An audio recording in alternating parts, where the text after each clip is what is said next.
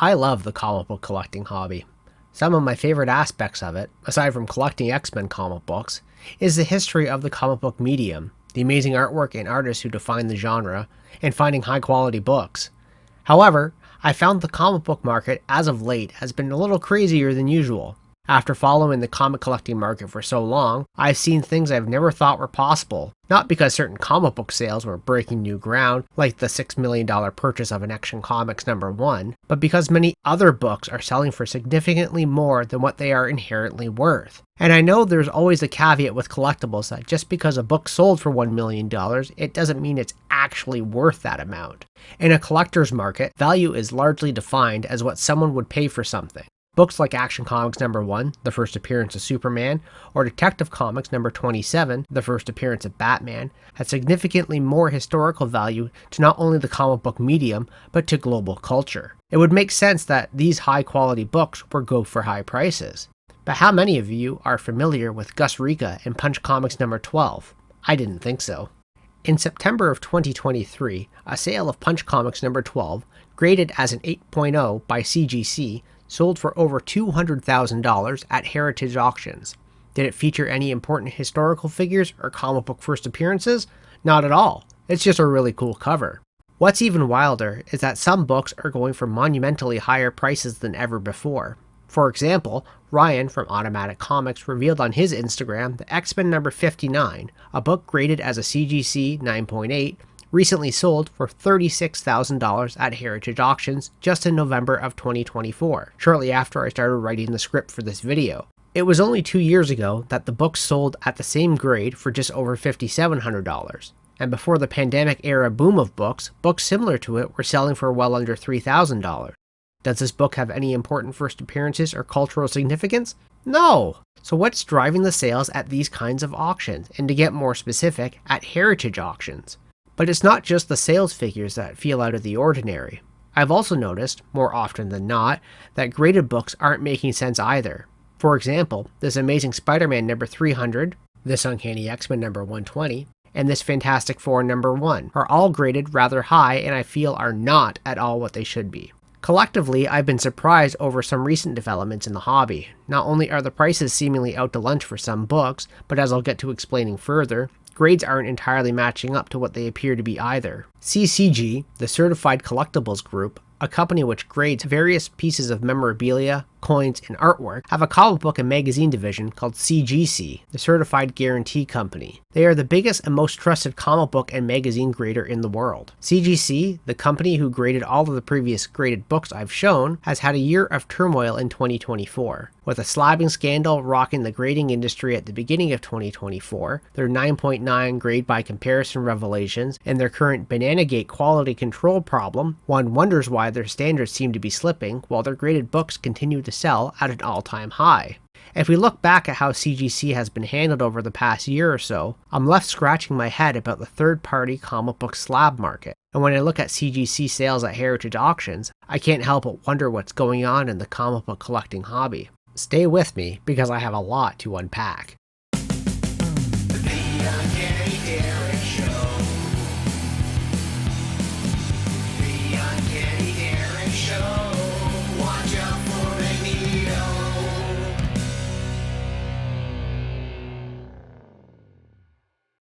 First things first, what I'm about to say regarding CGC or Heritage Auctions are not direct allegations or accusations. I am merely pointing out observations I've made based on compiling public information on these businesses, forming my own opinions, and working with my own knowledge and history of being a comic book collector. I leave it up to you, the viewer, to draw your own conclusions, if any are to be made. Before I really dive into the comic book grading side of things with CGC, it's important to know a bit about the history of Heritage Auctions. I first became aware of Heritage Auctions and CGC in 2010 when I picked up my first comic book slab at the Toronto Fan Expo. It was X-Men #15, which I had signed by Stan Lee. You'll notice the book in the background of most of my videos. I was so excited to meet Stan the Man Lee that I wanted to encapsulate the moment and his signature. CGC was at the event and I was eager to use their services. After the convention and the book was sent away, I decided to look into what my book could be worth. Heritage Auctions showed up in my search results and hooked me. With their high-resolution images and easy-to-use website, I was blown away not only by the selection of books, but by the pricing of them. That's not to say I believe prices were overblown back then. I simply hadn't fathomed at the time that there would have been an online auction site and market for comic books. I was definitely behind on the times. Fast forward 2 years later, in 2012, Fan Expo Toronto had Stan Lee visit again, and again I had a book signed by him. It was Journey into Mystery number 62. I submitted a book to CGC, and, well, I'll get to the story about this book and CGC a little later. Along with other auction houses, I followed heritage auctions quite a bit. They were, after all, the big one when it came to comic book auctions. I felt no one else came close to Heritage's reach. In 2020, the COVID-19 pandemic struck the world. While many industries suffered, one industry really took off, the collectibles market. With many people staying home, and with some being paid to do so, collectibles like comic books skyrocketed. To give you an example on how wild the comic book market was during the pandemic, one book I was following closely was Ultimate Fallout number 4, the first appearance of Miles Morales as Spider-Man. More specifically, I was following this rarer variant edition. You can see here from Go Collect how insane the market went during the pandemic, with a 9.8 graded copy of the book selling anywhere around $2,000 to $3,000 just before March of 2020, to peaking at over $43,000 in January of 2023. The market is still shifting down, and the book is still dropping in price, now only getting sales below $10,000. Naturally, Heritage Auctions saw incredible year-over-year growth between 2020 and 2023, showcasing the demand for the collectibles industry, which includes items like comic books, sports, and film memorabilia. To show you that growth, in 2018, Heritage pushed $826 million in sales. In 2019, it was $824.7 million, which was down 15% from the previous year. In 2020, they rose 5.85% to $873 million. In 2021, they increased sales by 60%, rising up to $1.4 billion in sales. 2022 saw another increase to $1.45 billion, where 2023 saw another major increase of 21.4% to $1.76 billion in sales. With such dramatic growth in such a short time, it was clear that there was a focus on investment opportunities in the collectible market with items based in nostalgia. But let's backtrack a bit to August of 2021. YouTuber and absolute legend Karl Jobst revealed in a near hour-long expose on the retro video game market how Heritage Auction and video game grading company Wata Games were potentially colluding together to drive up prices at auction. One of the key takeaways from Karl's videos was that Jim Halperin, co-founder and co-chairman of Heritage Auctions, was also a partial owner of Wata Games. Both he and Wata Games CEO Dennis Kahn seem to have manipulated the retro video game market for their own gain. I strongly recommend you watch Karl's video. I will link to it in the description below. I should also note that even the most prestigious of auction houses are not immune to corruption. In 2001, former chairmen of both Sotheby's and Christie's were indicted in an international price-fixing scandal and agreed to pay a fine of $45 million over 5 years, which amounts to about $80 million today. Shortly after Karl's video went public, Heritage Auctions put out a press release regarding the news. While Heritage has a strong relationship with Wata, as well as other third-party grading companies and authenticators, Wata's grading and activities are wholly independent from Heritage or its management. Jim was indeed an early minority stakeholder in Wata through his non-profit foundation that provides funding for arts, education, and health-related endeavors. I had no idea video games would take off as fast as they did, he says of his early involvement, but I suspected the marketplace was undervalued. Jim divested himself of his ownership in Wata earlier this year when that company was sold. The notion that Heritage somehow colluded in order to achieve results at auction is baseless and falsely assumes that transactions are fictitious when they are in fact very much real. To give you a bit more detail about Jim Halperin, he began his rise to prominence in the mid-1980s when he began investing in grading coins. In 1982, Halperin and his friend Steve Ivey became equal partnership in Ivey's business called Heritage Auctions. In 1984, Halperin created a grading company called Numismatic Certification Institute, or NCI for short. Halperin even wrote a book in 1985 called How to Grade U.S. Coins. However, it all came crashing down as the Federal Trade Commission found Halperin was giving inflated grades to coins, then selling them through a Heritage Auction-backed company called Certified Rare Coin Galleries. In 1989, Heritage Auctions agreed to pay $1.2 million in restitution and insisted that every NCI-assessed coin came with a document stating the coin had been graded according to loose standards. Halperin closed NCI shortly thereafter. That information is still relevant, as in the same press release about Wata Games, Heritage Auctions addressed Halperin's stunt in the 1980s, stating, "As to the question of regulatory fines, in 1989, Jim and co-founder Steve Ivey reached a settlement with the Federal Trade Commission arising from allegations related to grading and the marketing of coins by an unrelated third party. Heritage Auctions settled for $1.2 million to avoid protracted litigation and admitted no wrongdoing. As Halperin himself said in 2004 on the company's website, "I'm glad the FTC came in, cracked down on some of the practices in the industry that weeded out some of the bad apples, allowing us to alter our business model profitably and serve a much larger and faster growing clientele. The settlement had nothing to do with Heritage Auctions." While I personally feel that statement leaves a lot to the imagination, it's still important to note Heritage Auctions does not have a picture-perfect past going as far back as the 1980s and up until the Wata Games scandal. In fact, there was a class action lawsuit filed against Wata Games in 2022 for price manipulation, which is still ongoing. The press release also addressed what is commonly known as shill bidding, which Karl Jobst also brought up in his video. The press release stated, "Yes, Heritage employees do consign and bid on items for their personal collections, as disclosed in our terms and conditions. Jim is well known as one of the world's greatest collectors of EC comics, original comic book art, and Mad memorabilia. But as we always say, an item is only worth what two bidders are willing to pay for it, and Heritage strives to make the playing field level for all." For those of you who are unaware, shill bidding is simply someone bidding on an item to artificially increase its price or desirability. For example, if I was to auction off my copy of Journey into Mystery number 62, signed by Stan Lee, I may start the bidding at $300. If I had people watching the auction, I may start to bid against myself, increasing the value to $325, $350, and so on, to give the appearance that others are bidding on the book.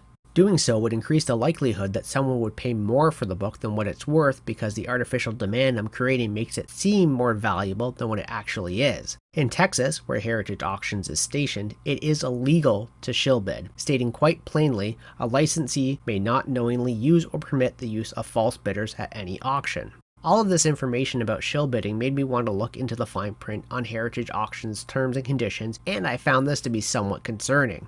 Point 21. From time to time, the auctioneer, its affiliates, or their employees may consign items to be sold in the auction. Line 22. From time to time, the auctioneer, its affiliates, or their employees may place bids on lots in the auction. 23 says, the auctioneer may extend advances, guarantees, or loans to certain consignors.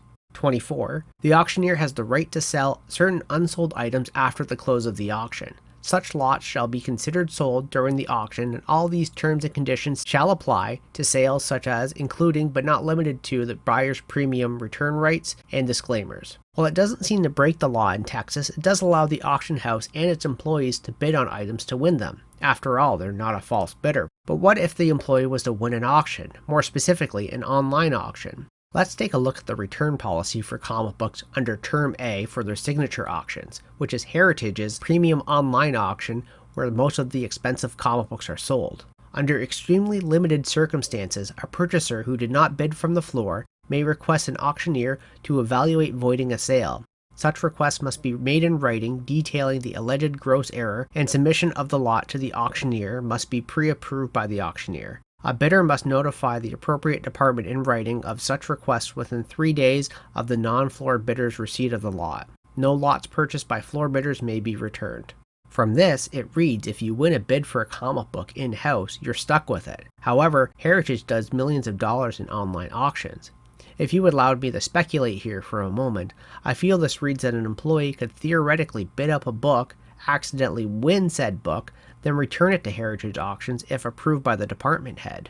To push my speculation even further, it's Heritage's software that people are bidding with. What if they were able to see someone's high bid and potentially force the highest bid? Even if they were somehow caught, the employee could simply say, "We were just trying to win the book too." I have no evidence or reason to believe that this is occurring. Unfortunately, however, the terms and conditions feel too vague for comfort. If you read those rules and consider the history of Heritage Auctions CEO Jim Halperin and his recent stunt with Wata Games, it doesn't rub me the right way. It's also worthwhile to note in 2009, a former employee of Heritage Auctions made the claim that the auction house was using a fictitious bidder named MP Gresham. To be fair, it seemed the employee owed Heritage over $1 million due to advances and loans. While the lawsuit was dismissed with prejudice, I can only speculate as to why Heritage was loaning money of that amount to their employee. But where does CGC fit into all of this? Now let's talk about comic book grading, or slabbing as it's known in the hobby. To briefly explain slabbing, comic books are sent to CGC to be assessed by their professional team of graders. Books are assigned a value, usually ranging from 0.5 to a 10.0, increasing by 0.5 increments until you get to the 9.0 range, where books go up in 0.2 increments for the most part. 9.0, 9.2, 9.4, 9.6, 9.8, 9.9, and 10.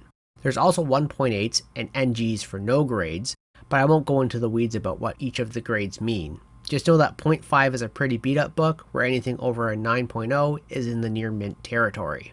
Naturally, grading will vary depending on the quality of a book, and in the business of grading, it is, in the end, a subjective opinion. While I will soon talk about the subjective grading of books, I should disclose I do own 5 graded books, all graded by CGC.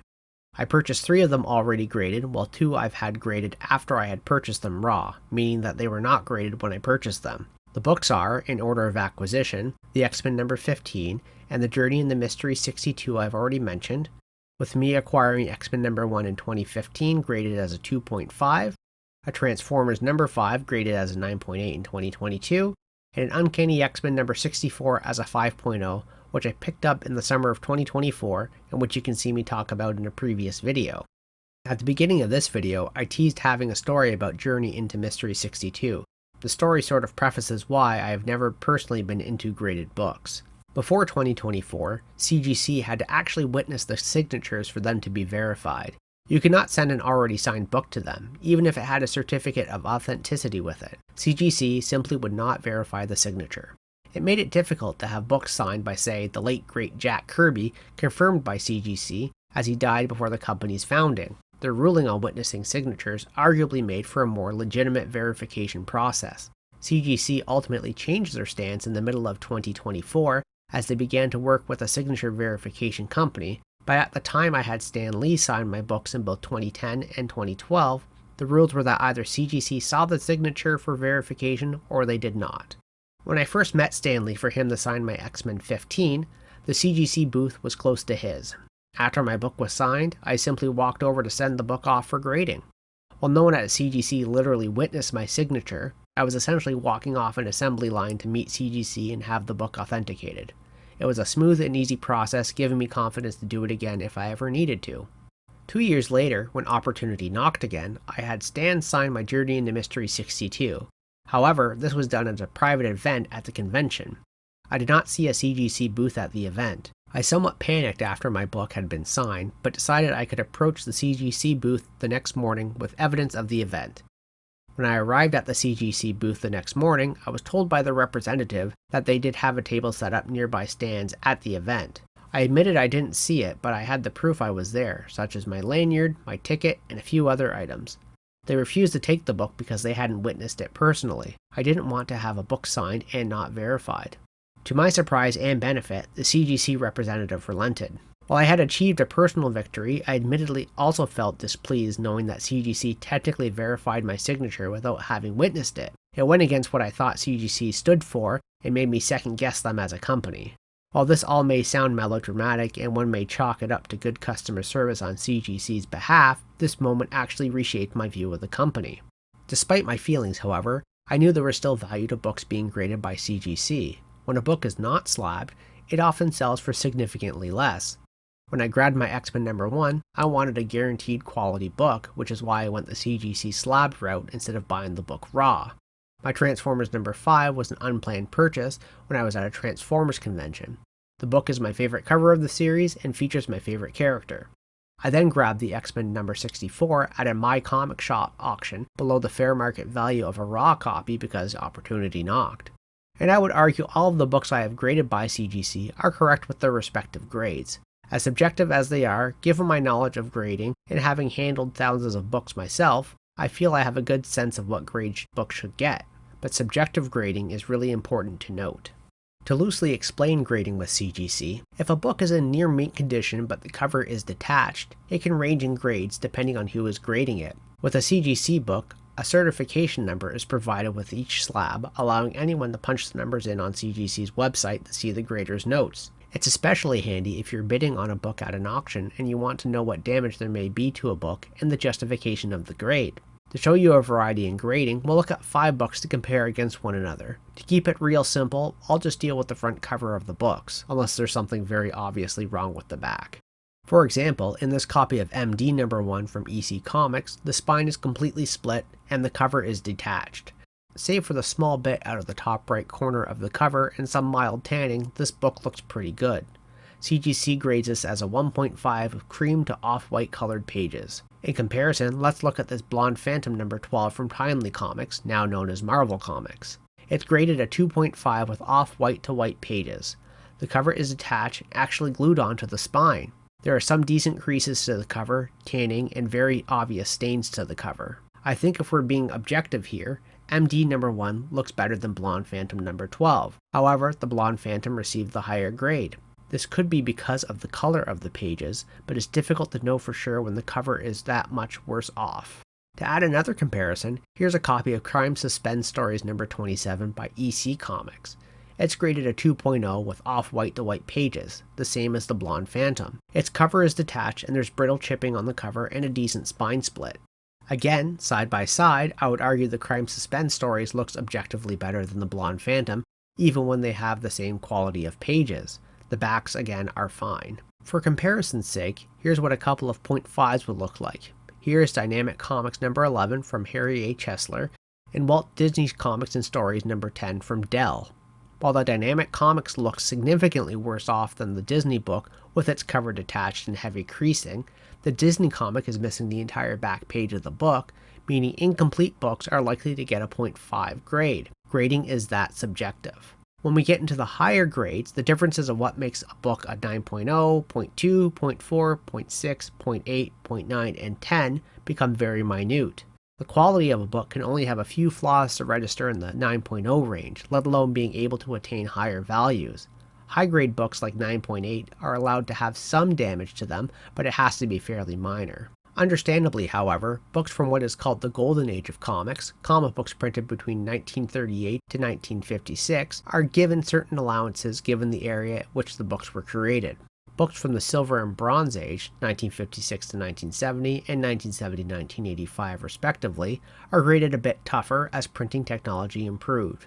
This information is readily available from CGC's Guide to Grading Comics.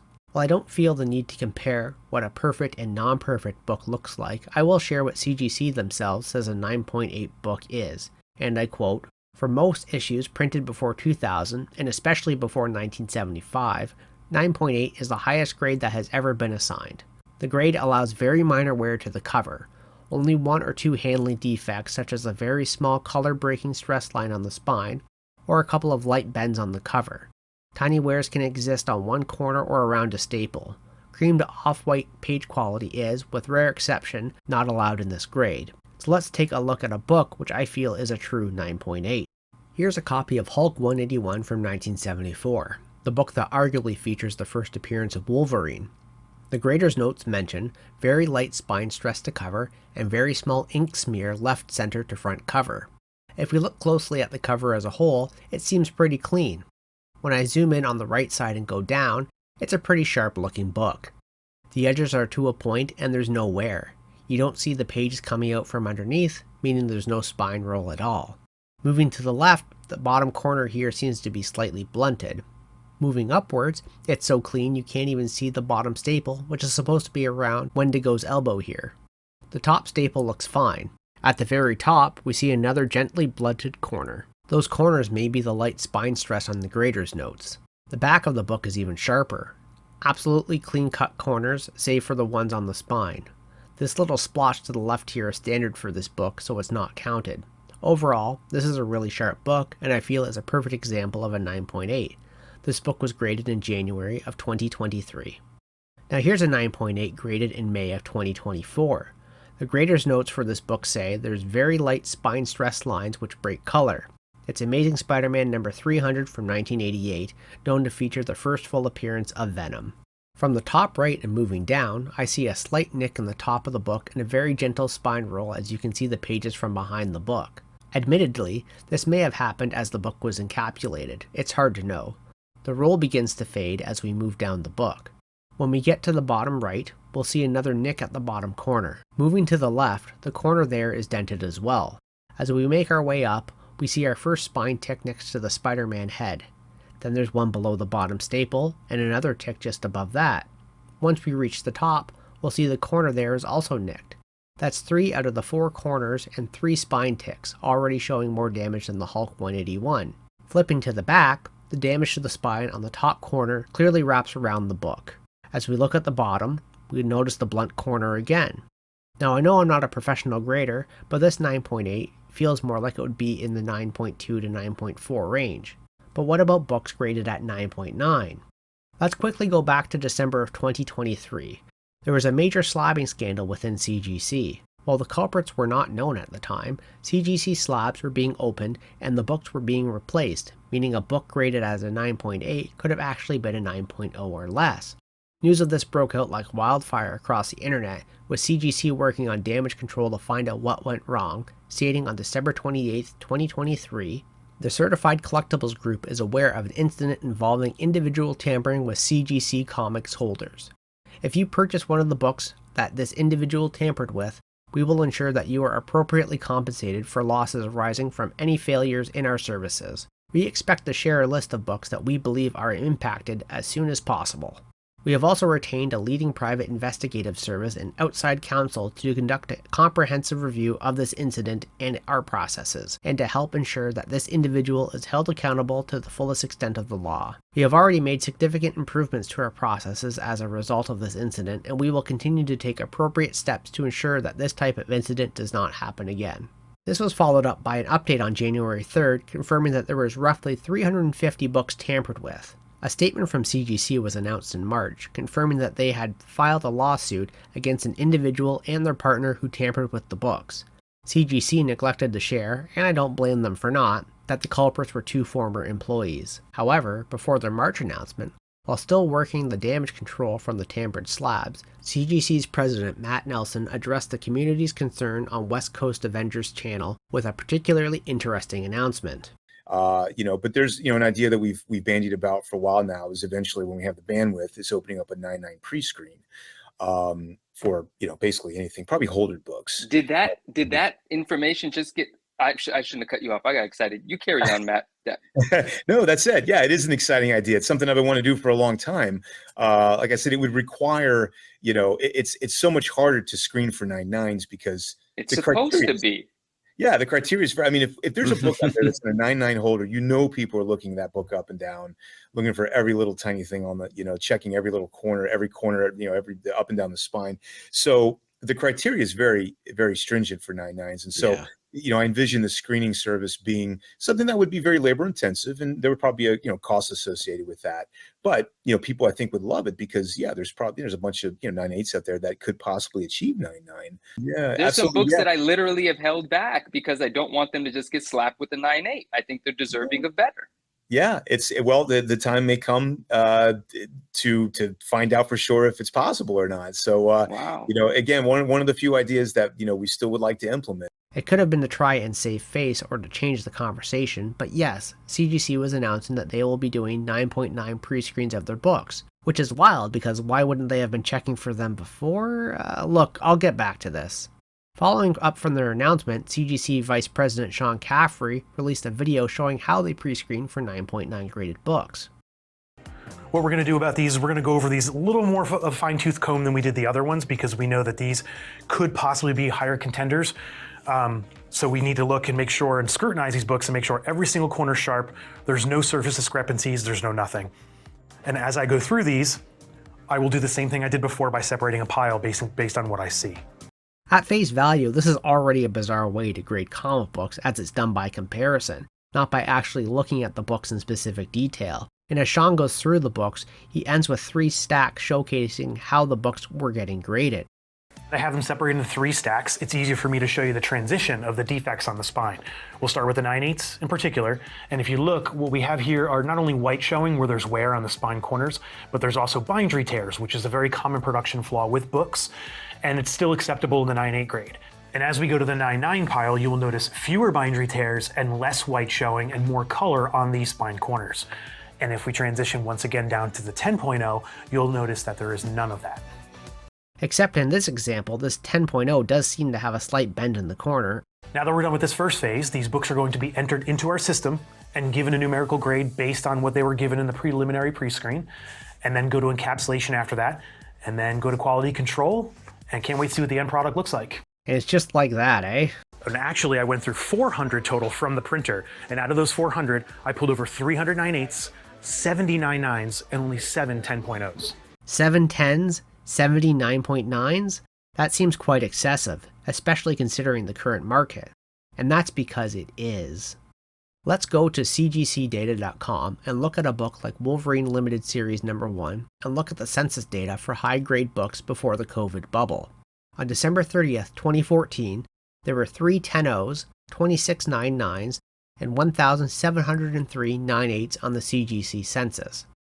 As of December 31st, 2019, there were 3 10.0s, 27 9.9s, and 2,579 9.8s. Only 1 9.9 was added over the span of 5 years.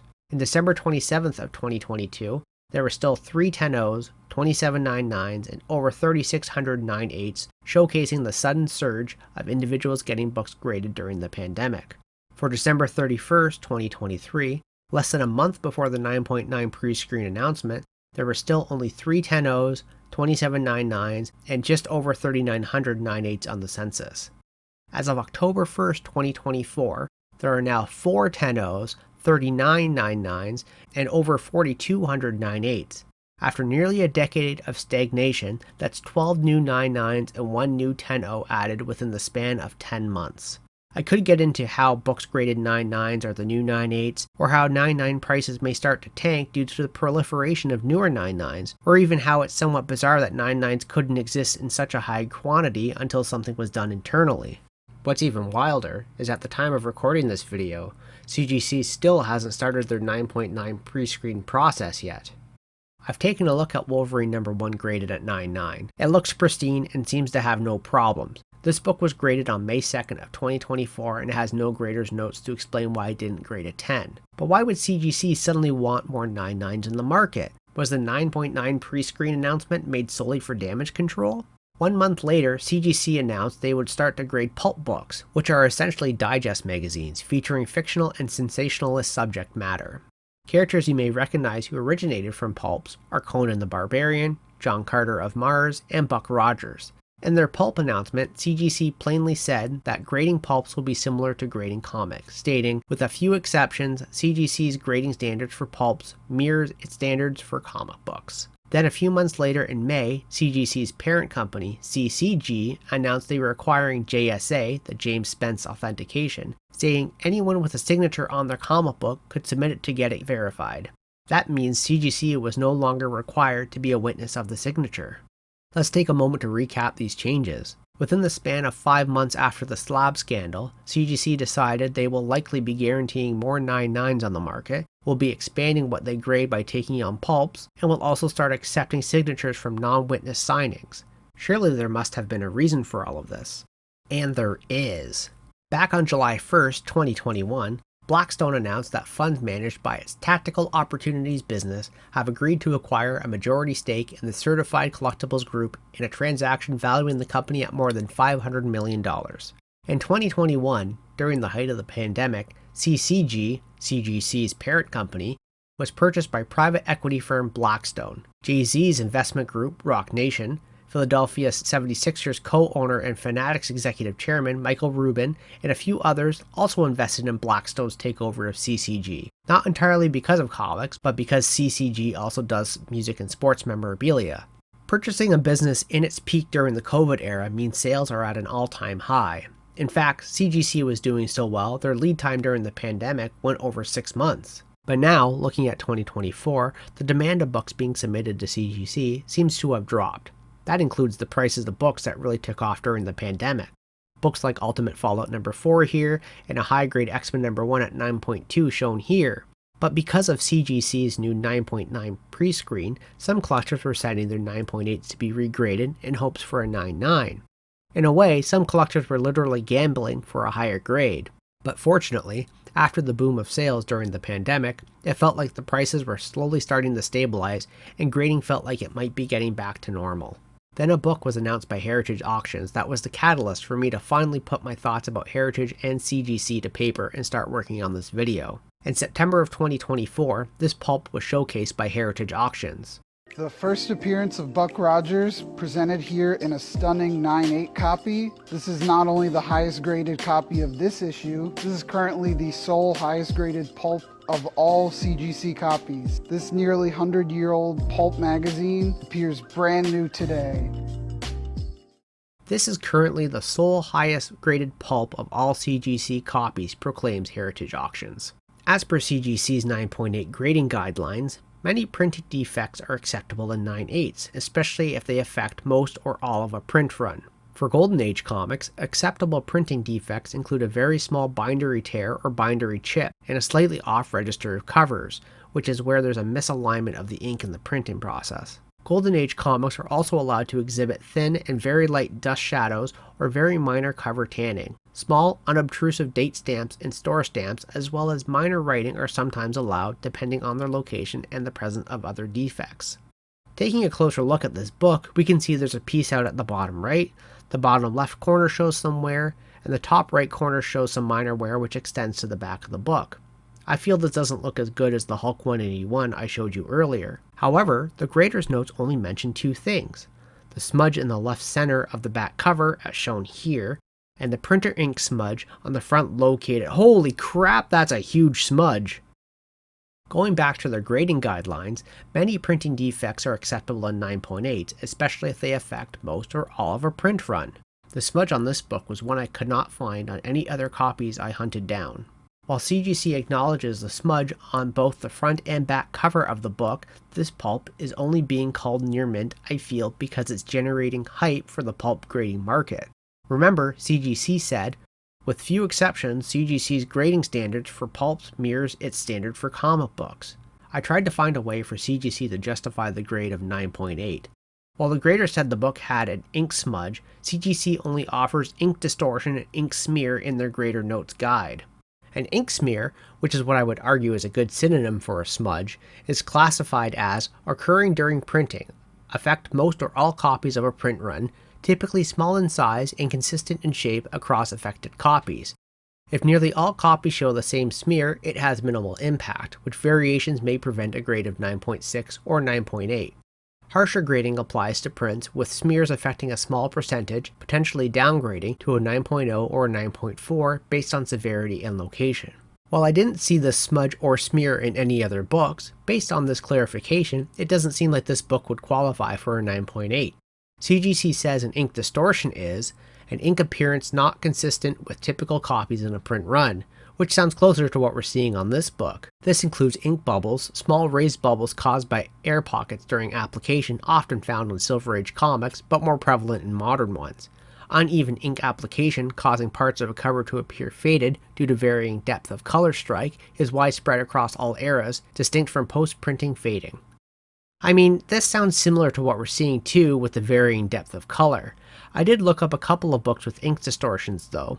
This Fantastic Four number 10 with distortion on the back, and this 4-color number 189 with an ink distortion on the right here. Neither one of them seem to be at all what we're seeing on this Amazing Stories 29. Again, my qualms with this 9.8 is not only with the smudge, but remember, there's two different smudges on this book, as well as some very obvious damage on the corners that weren't even addressed. This copy of Amazing Stories number 29 sold on Heritage Auctions on September 12th for $105,000. And while it may sound like I'm nitpicking, this is the case for many books I've come across. There's this giant size X-Men number 1 as a 9.9 with blunted edges and a staple clearly punching up through the cover. This Uncanny X-Men number 120 graded as a 9.2 with battered corners and numerous heavy spine ticks. Then there's this X-Men number 65 9.8 with a chewed up corner and obvious spine roll with 0 grader's notes. Then there's that Amazing Spider-Man number 300 I showed earlier in this video, and I can go on and on. If anything, when it comes to these higher grades, it feels like collectors aren't paying for the book anymore, they're paying premiums for CGC's 9.8 or 9.9 label. And to reiterate, CGC grading has always been subjective pre-Blackstone's purchase of them. That's not to say all 9.8s from CGC are questionable, but I feel there are more missteps now than usual. But while other books are going for premiums, some books, like The Ultimate Fallout No. 4, are beginning to stabilize, and that may be because it cannot attain high market share anymore. Yet, if you remember at the beginning of this video, I mentioned a copy of X-Men No. 59 showcased by Ryan at Automatic Comics. The book recently sold at Heritage Auction for $36,000, over 530% more than the book's previous sale 2 years earlier during the pandemic boom.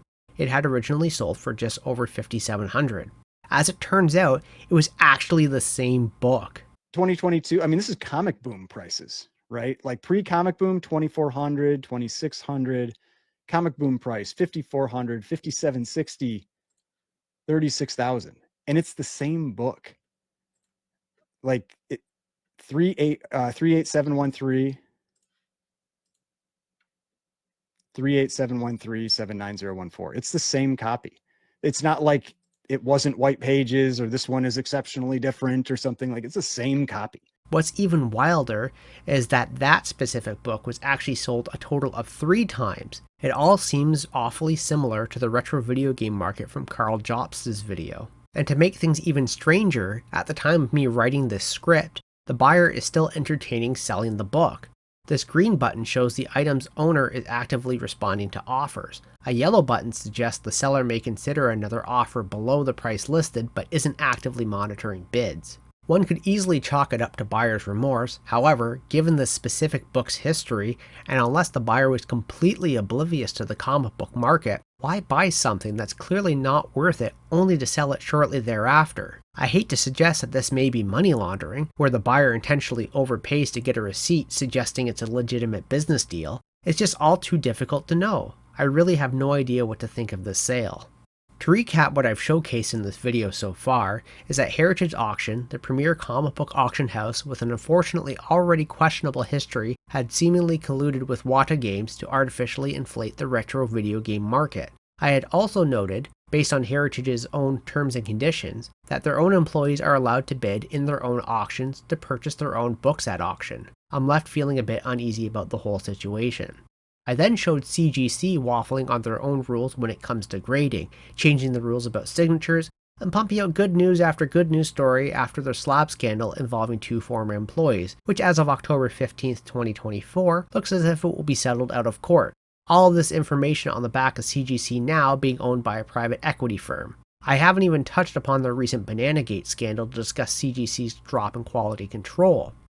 Whoop-de-doo! What does it all mean, Basil?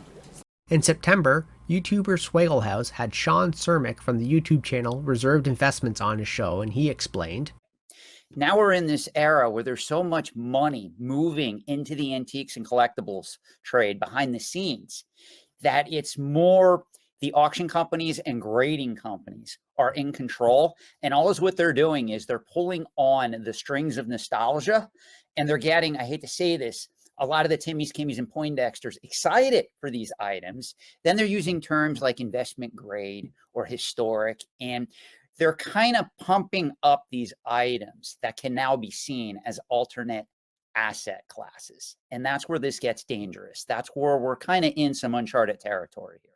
Sean has been involved with the collectible industry for decades. What he says, I feel, tracks with what I'm showcasing. The idea that comics are now assets makes a lot more sense with companies like Blackstone getting involved with CCG.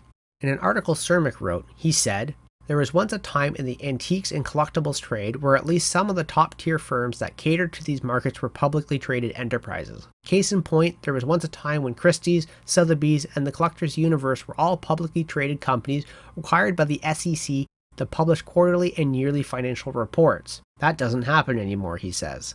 There are virtually no publicly traded auction houses or third-party grading conglomerates left. Sotheby's and Christie's are back in private hands. Heritage Auctions, which has made massive inroads in becoming one of the premier auction houses catering to investment-grade collectibles, is also in private hands. Meanwhile, grading conglomerates like the Certified Collectibles Group in Sarasota, Florida, that grade everything from paper money to coins to comic books to video games, are completely controlled by private equity. And obviously there's nothing wrong with private ownership. However, Sean concludes with a thought: given the amount of financial capital flowing into these markets, and these markets being seen as an investment, shouldn't some level of regulation, or at the very least transparency, be warranted? Could something like heritage auctions' terms and conditions that I covered earlier be subject to such policies? Would knowing who the buyers or sellers are at these types of auctions change the dynamics of the industry? Is that something that's even attainable? While I would speculate it's not, I'm not really sure how to resolve these concerns. Another major change CGC introduced in the middle of 2023 was changing their pricing for submitting comic books. At the highest tier, if your book is valued at $1,000 or more, the cost to grade is 4% of a book's fair market value. And naturally, Heritage Auctions is trying to sell high-grade books at the highest prices. And admittedly, since they're both private businesses, there's absolutely nothing wrong with both companies trying to get the highest dollar from a customer. In the end, they are businesses. But if we take, for example, the copy of X-Men number 59 I've showcased, where the very same book, outside of the pandemic bubble, is selling for over $30,000 higher than its previous price only 2 years later, and if we consider the rather questionable grading quality coming out of CGC, surely something could be done in these markets for better consumer protection, no? And also, just to put it out there, the sale of this X-Men 59 can also alter a book's fair market value for grading down the road. When you have the world's leading comic book auction house and the world's leading comic book grader incentivized to sell books at high grades, especially with newer 9.9 books being released and selling for even more than their 9.8 counterparts, it seems clear that hobbyists are being priced out to help investors and the private equity firm shareholders. You know, in one of my previous videos, I asked if in 50 years will Action Comics #1 still be worth $6 million. Comic books are a speculative market after all. Will the people care about the first appearance of Superman once things like comic books are left in the proverbial dust? Will there still be a demand from collectors who desire that nostalgia? How will that $6 million book hold up over time? I don't collect comic books to invest. I collect them because I enjoy the hobby, meeting new hobbyists and nerding out over what Gambit's first appearance is in comics. While the high-grade auction market isn't for me and many other collectors I know, the ceiling for us to even approach it is becoming ever higher. At some point the ceiling's going to cave in, but for us little guys, that's just fine. Thank you all so much for watching, and please don't forget to follow Swaggle House, Karl Jobst, Automatic Comics, West Coast Avengers, and Reserved Investor. Leave me a comment below, and I'll see you all in the next video.